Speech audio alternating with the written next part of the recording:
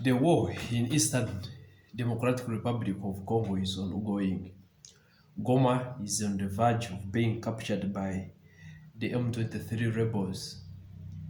General Chirimwami has already lost his life on the front line while fighting against the M23 rebels. However, Congolese are still accusing Rwanda of supporting the M23 rebels without taking concrete measures. The Congolese are arranging a demonstration, a march of solidarity against the aggression of M23. This one was arranged by their minister, Constant Mutumba,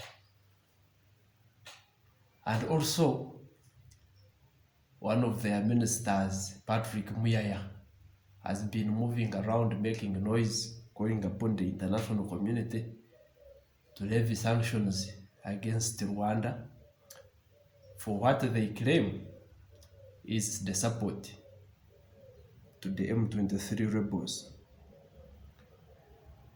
DRC is a country of around 100 million people. And even recently I was shocked. I looked at the rankings. I saw like DRC is among the top 10 countries with the strongest militaries in Africa. But we have seen these people over years, over centuries, crying that a smaller country, Rwanda, is aggressive and is supporting rebels that are constantly attacking the eastern parts of DRC, North and South Kivu. Now, there are reports that about 13 of the United Nations peacekeepers have been killed. But for over 20 years that the United Nations mission peacekeepers have been stationed in DRC, we have not heard that hostilities have ceased. We have not heard that fighting has ceased. Then one wonders what these people, the peacekeepers, are doing in DRC. But above all, we saw in Mali, MINUSMA, which was a United Nations mission, the peacekeepers, the mission, all of them were chased away. The foreign armies, Takuba, Bakan, they are all flushed out of Mali. And together with the countries of Niger and Burkina Faso, those countries of the alliance of the Sahel states are making steps. They have taken matters in their own hands and they are fighting for their sovereignty, and we are seeing the results. So we are calling upon the Congolese people. They need to borrow lessons from what these leaders, the young leaders in the alliance of the Sahel states are doing. Captain Ibrahim Traore, General Assimi Goïta, General Abdurrahman Tiani, they have not shouted, they have not cried to the international community to come to their rescue. Instead, they have acted. They are working with their fellow countrymen and women.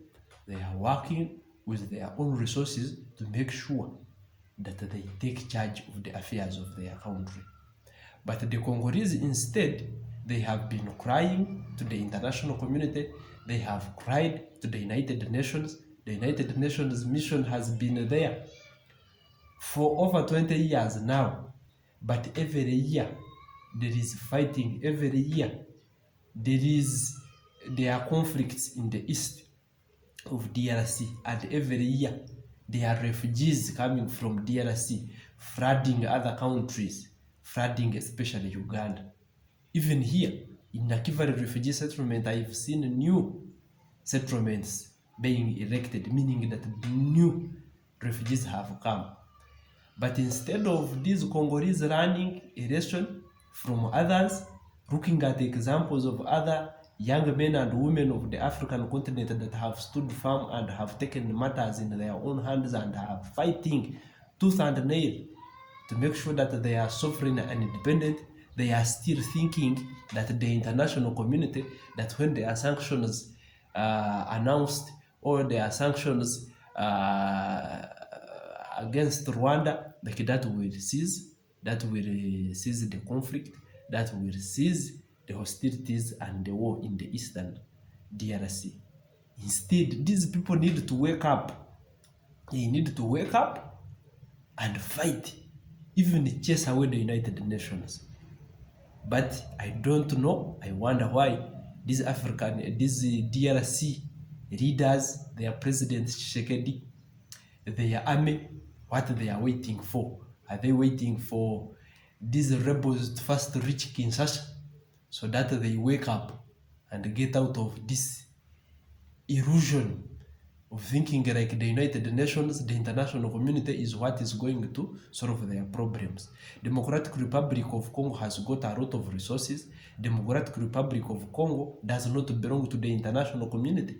It belongs to the Congolese. So, Congolese, if you do not wake up, instead of asking the international community to sanction Rwanda, instead of crying to the United Nations to come to your rescue and solve your problems, instead of walking, I hear you are marching. Those things, those programs that Constant Mutumba and Patrick Muyaya are moving around, rallying for, you need to get out of that dream. Instead, you need to take up guns, you need to take up weapons and fight and defend your territory, defend your nation.